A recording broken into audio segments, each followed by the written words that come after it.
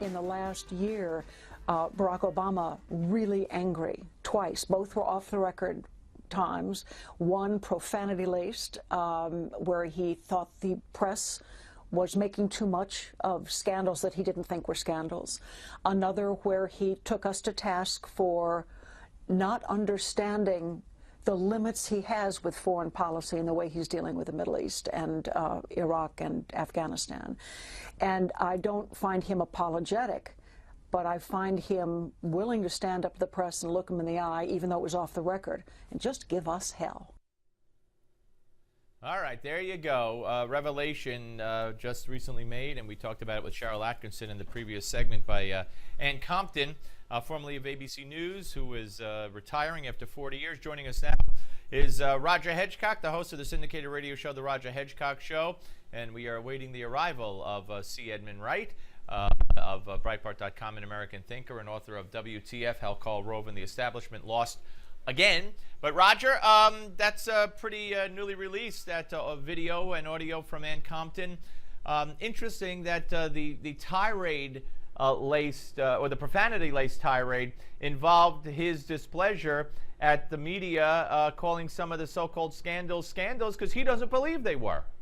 Well, of course not. It can't possibly be a scandal that he used the IRS and confidential information protected by federal law to punish political opponents. How could it be a scandal that he caused an ambassador representing the United States to be killed in Benghazi through the State Department's negligence, and they're trying to cover up their little CIA operation to fund and to arm the Islamist rebels in Syria through Benghazi?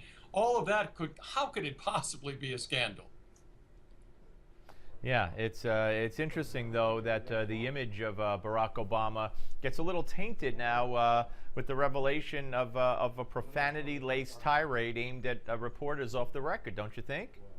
Absolutely. I don't know that another president has ever been accused of this, and I've lived through a number of them. But I do think this one, and we ought to focus on exactly as you say, focus on this particular instance, as it reveals something that when Barack Obama is unhappy with his Obama media coverage, he'll go and absolutely confront these reporters who are friends of his, who are supporting him, much less what they try to do to reporters who are not so friendly, like James Rosen, where they threatened to criminally indict him for actually daring to publish the truth about a whistleblower allegation. So it's clear to me that this is an administration that has probably done more and more successfully than any other administration, the manipulation of the American press. Once a free press, not so much anymore.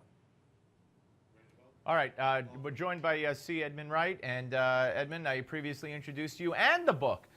So we got all that done and on the record. I don't know if you heard, we played Ann Compton in a soundbite that she gave to the not National Public Radio, but C-SPAN, Brian Lamb, and she talked about two instances where she saw Barack Obama, off the record with reporters, really freak out, if you will, and once was a profanity-laced tirade. Specifically, that one was saying, don't stop calling these things scandals. Your reaction to that? Well, I think we're dealing with someone who's a spoiled narcissist who's never had anything but adulation over his every move since he was a tiny child, and certainly not since he began his political career. So when, after 4, 5, 6 years of scandal after scandal, the media deigns to actually maybe report a tiny bit of it, he's just throwing a tantrum. I mean, I think it's very predictable, but I think it's illustrative of how the Democrats, never having to face media scrutiny, don't handle it very well when, on those rare occasions, they have to do so. All right, let me ask you this, Edmund. The widow of Eric Gardner came out over the weekend on, I think, Meet the Press, sitting next to Al Sharpton, and said that this wasn't about race. She did say it was murder, but it wasn't about race, and she said, look, Eric Gardner knew that the cops knew he was selling the cigarettes. He tried to get another job, but his asthma and his weight prohibited him. She said he was lazy, which really doesn't enter into it.